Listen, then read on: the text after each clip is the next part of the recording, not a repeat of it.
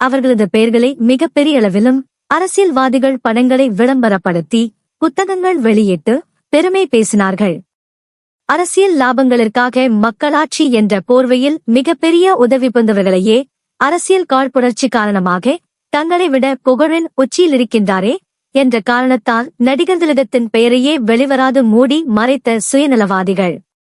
1968 ஆண்டு ஜனவரி திங்கள் 3ஆம் நாள் முதல் 10ஆம் நாள் வரை நடைபெற்ற உலகத் தமிழர் மாநாட்டின் போது உலகின் பல்வேறு பாகங்களிலிருந்தும் பல நாடுகளிலிருந்தும் தமிழறிஞர்களும் தமிழாராய்ச்சி வல்லுநர்களும் தமிழ் ஆர்வலர்களும் வெளிநாட்டு பிரதிநிதிகள் பலரும் மாநாட்டில் பங்காற்றுவதற்காக தமிழ்நாட்டிற்கு வருகை தந்திருந்தார்கள்.